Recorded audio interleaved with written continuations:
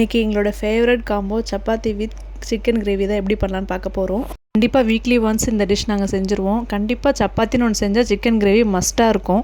Chicken gravy பண்ணுறதுக்கு முன்னாடி நம்ம சப்பாத்தி மாவு பிசைஞ்சு வச்சிடலாம். அது ரொம்ப நேரம் ஊறிச்சுன்னா நல்லா சாஃப்டாக வரும். அதுக்கு ஃபஸ்ட்டு நான் கோதுமை மாவு கூட கொஞ்சம் சால்ட்டும் ஆட் பண்ணிவிட்டு அதை நல்லா பிசைஞ்சு விட்டுக்கிறேன்.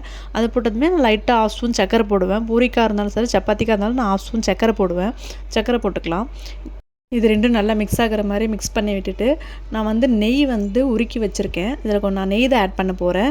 எண்ணெயும் ஆட் பண்ணிக்கலாம். சன்ஃப்ளவர் ஆயில் இருந்தால் அதையும் ஆட் பண்ணிக்கலாம். நான் இங்கே நெய் ஆட் பண்ணிக்கிறேன். நெய்யும் நல்லா இந்த மாதிரி ஊற்றிட்டு நல்லா பிசைஞ்சு விடணும். இது எல்லாமே நல்லா மிக்ஸ் ஆகிற மாதிரி நல்லா பிசைஞ்சு எடுத்துக்கலாம். இந்த நெய் நல்லா மிக்ஸ் ஆகியிருக்கணும் மாவில்.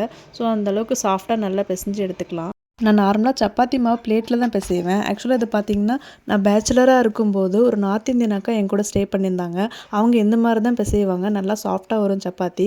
அவங்கக்கிட்ட கற்றுக்கிட்டது தான் ஒரு சில குக்கிங்ஸ் எல்லாம்.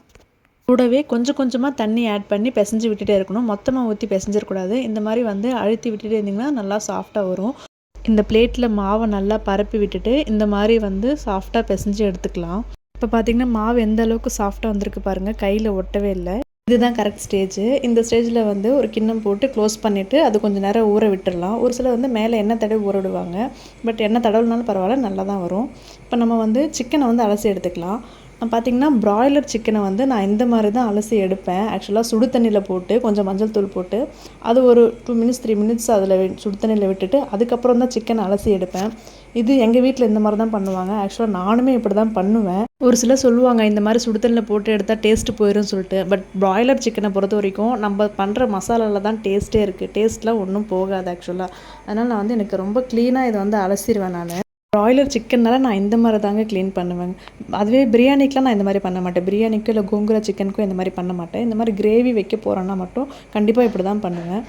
சிக்கன் கிரேவிக்கு ஒரு பேன் வச்சுக்கிட்டு பேன் சூடானதுமே எண்ணெய் விட்டுக்கலாம். எண்ணெய் பார்த்திங்கன்னா இதுக்கு கொஞ்சம் அதிகமாக ஊற்றிக்கலாம், நல்லாயிருக்கும். எண்ணெய் சூடானதும் 1 ஸ்பூன் கடுகு உளுந்து போட்டுக்கலாம். இது நல்லா பொரிஞ்சு வந்த பிறகு நம்ம கொஞ்சமாக சோம்பு போட்டுக்க போகிறோம். சோம்பு இதுக்கு அதிகமாக போட தேவையில்லை.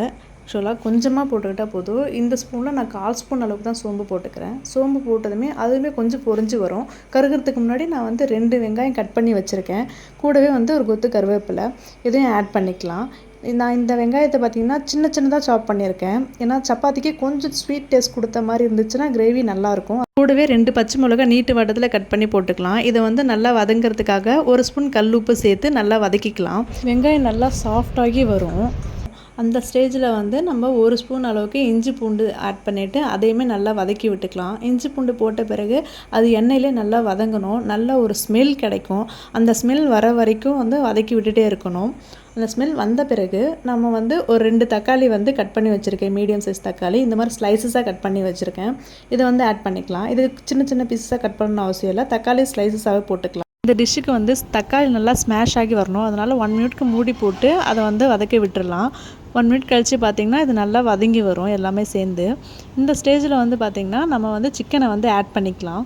சிக்கனை ஆட் பண்ணிவிட்டு இது எல்லாத்தையுமே நல்லா மிக்ஸ் பண்ணி விட்டுக்கலாம். ஆக்சுவலாக இந்த டிஷ்ஷு பார்த்திங்கன்னா முழுக்க முழுக்க என்னோடய ஸ்டைலு. எங்களோட பாட்டி இப்படி தான் பண்ணுவாங்க. மோஸ்ட் ஆஃப் த குக்கிங்ஸ் என் பாட்டி ஸ்டைலில் தான் இருக்கும். எல்லாத்தையும் கலந்து விட்டுட்டு 1/4 ஸ்பூன் அளவுக்கு மஞ்சள் தூள், கல்லுப்பு 1 ஸ்பூன், 1/4 ஸ்பூன் அளவுக்கு கரம் மசாலா. இதில் நான் கரம் மசாலா அதிகமாக ஆட் பண்ண போகிறதில்ல. ஸோ கொஞ்சமாக ஆட் பண்ணிக்கலாம். இது எல்லாத்தையும் போட்டு நல்லா மிக்ஸ் பண்ணி விட்டுக்கலாம். இதுக்கு நான் வீட்டு மிளகாத்தூள் தான் யூஸ் பண்ணிக்கிறேன். நம்ம காரத்துக்கு எவ்வளோ வேணுமோ அதுக்கேற்ற அளவுக்கு போட்டுட்டு மிக்ஸ் பண்ணி விட்டுக்கலாம். இது எல்லாமே நல்லா மிக்ஸ் ஆகணும். மிக்ஸ் பண்ணிவிட்டு இதை ஒரு மூடி போட்டு மூடிட்டு மீடியம் ஃப்ளேமில் வச்சு அதை அப்படியே வதக்க விடலாம். அந்த எண்ணெயிலே நல்லா அது நல்லா வதங்கி வரும். இப்போ கொஞ்சம் நேரம் கழிச்சு மூடி எடுத்து பார்த்திங்கன்னா அது நல்லா லைட்டாக கிரேவி கன்சிஸ்டன்சிக்கு வந்திருக்கும். நம்ம தண்ணி ஊற்றாமலே இப்போ நல்லா மசாலாலாம் மிக்ஸ் ஆகிருக்கும். இப்போது ஹை ஃப்ளேமில் வச்சு நமக்கு தேவையான அளவுக்கு தண்ணி ஊற்றிக்கலாம். நான் இங்கே 3 பேருக்கு தான் பண்ண போகிறேன். ஸோ சிக்கன் மூழ்கிற அளவுக்கு தண்ணி ஊற்றிட்டு மறுபடியும் மூடிட்டு நான் வேக விட போகிறேன் சிக்கனை.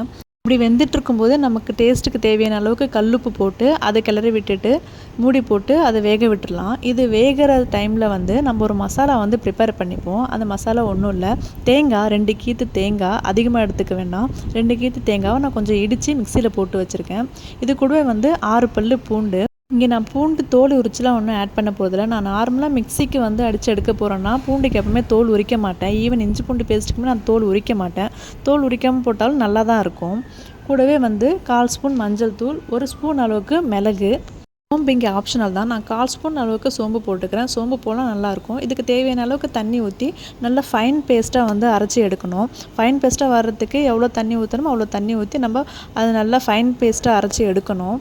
இந்த தேங்காவையும் அரைச்சி எடுத்துட்டோம். இப்போ பார்த்திங்கன்னா சிக்கன் நல்லாவே வெந்து வந்துருச்சு. லைட்டாக கிரேவி கன்சிஸ்டன்சிக்கு வர ஸ்டேஜில் நம்ம வந்து இந்த தேங்காவை மிக்ஸ் பண்ணி அதையுமே வந்து நல்லா கிளறி விட்டுட்டு மீடியம் ஃப்ளேமில் வச்சு இதை கொதிக்க விடணும். கிரேவி கன்சிஸ்டன்சிக்கு வர அளவுக்கு கொதிக்க விடணும். தேங்காய் ஊற்றிட்ட பிறகு கண்டிப்பாக வந்து மூடி போட்டு மூடக்கூடாது. இந்த மாதிரி நல்லா மிக்ஸ் பண்ணி விட்டுட்டு மீடியம் ஃப்ளேமில் வச்சுருங்க. இது நல்லா கொதித்து ஒரு கிரேவி கன்சிஸ்டன்சிக்கு வரும். நல்லா திக் கன்சிஸ்டன்சியாக இருக்கும்போது ஸ்டவ் ஆஃப் பண்ண வேணாம். கொஞ்சம் தண்ணியாக இருக்கும்போதே வந்து ஸ்டவ் ஆஃப் பண்ணிடுங்க. அப்போ தான் சாப்பிடும்போது அது நல்லா கரெக்ட் கன்சிஸ்டன்சிக்கு வந்துடும். இப்போ ஆல்மோஸ்ட் கரெக்ட் கன்சிஸ்டன்சிக்கு வந்துருச்சு. அவ்வளோதாங்க, டிஷ்ஷு ரெடி ஆகிடுச்சு. இந்த ஸ்டேஜில் ஸ்டவ் ஆஃப் பண்ணிக்கிட்டு கொத்தமல்லி ஆட் பண்ணிக்கலாம். கொத்தமல்லி ஆப்ஷனல் தான், ஆட் பண்ணலனாலும் நல்லா தான் இருக்கும். ஸோ நான் இங்கே வந்து என்கிட்ட இருக்குது, ஸோ ஆட் பண்ணிக்கிறேன். ஆட் பண்ணிவிட்டு இது மூடி போட்டு மூடி வச்சிடலாம். சாப்பிட்ற டைமில் வந்து இது கொஞ்சம் கிரேவி கன்சிஸ்டன்சிக்கு நல்லாவே வந்திருக்கும். இப்போ நம்ம சப்பாத்தி ரெடி பண்ணிடலாம். பார்த்தீங்களா, மாவு 30 மினிட்ஸ் வரைக்கும் ஊறி இருக்குது. நல்லா சாஃப்டாக வந்திருக்கு. இப்போ இதை நம்ம நல்லா சாஃப்டாக உருட்டி எடுத்து நம்ம சுட ஆரம்பிச்சிடலாம். இப்போ ஒரு பேன் வச்சுட்டு பேன் நல்லா ஹீட் ஆனதுமே எண்ணெய் லைட்டாக தெளித்து விட்டுட்டு இது மேலே வந்து உருட்டி வச்ச மாவை போட்டுவிட்டு அது ஈரப்பதம் போகிற அளவுக்கு அழுத்தி விட்டுட்டே இருங்க. கையில் முடியலன்னா ஒரு ஒயிட் கிளாத்தை வச்சு கூட அழுத்தி விட்டுட்டே இருக்கலாம். அப்புறம் லைட்டாக மேலே எண்ணெய் தெளித்து இந்த மாதிரி வந்து தடவி விட்டுட்டே இருந்திங்கன்னா நல்லா சப்பாத்தி உப்பி வரும். அவ்வளோதாங்க. இதே மாதிரி ப்ரொசீஜரை ஃபாலோ பண்ணி எல்லா சப்பாத்தியுமே வந்து நம்ம சுட்டு எடுத்துக்கலாம். சப்பாத்தி சுடும்போது எப்பவுமே ஹை ஃப்ளேமில் வச்சு சுடணும். அப்போ தான் வந்து சப்பாத்தி சாஃப்டாக இருக்கும். லோ ஆர் மீடியம் ஃப்ளேமில் வச்சா சப்பாத்தி வரட்டி மாதிரி ஆகிரும். அவ்வளோதாங்க, நம்ம எல்லா சப்பாத்தியும் ரெடி ஆகிடுச்சு. இப்போ வந்து சர்வ் பண்ண ஆரம்பிச்சிடலாம். இது ஆக்சுவலாக ரொம்ப ரொம்ப ரொம்ப சூப்பராக இருக்கும். நீங்களும் ட்ரை பண்ணி பாருங்கள். இப்போ பார்த்திங்கன்னா கிரேவி கன்சிஸ்டன்சிக்கு வந்திருக்கு, கொஞ்சம் திக்காக. நம்ம ஆஃப் பண்ணும்போது கொஞ்சம் தண்ணியாக தெரிஞ்சிருக்கும். இப்போ பார்த்திங்கன்னா கரெக்ட் கன்சிஸ்டன்சிக்கு வந்திருக்கு.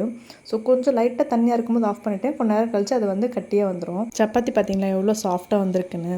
ஸோ இதை வச்சு சாப்பிட்டிங்கன்னா ரொம்ப சூப்பராக இருக்கும். நீங்களும் ட்ரை பண்ணி பாருங்கள். ட்ரை பண்ணி பார்த்துட்டு எப்படி இருந்துச்சுன்னு கண்டிப்பாக கமெண்ட் பண்ணுங்கள்.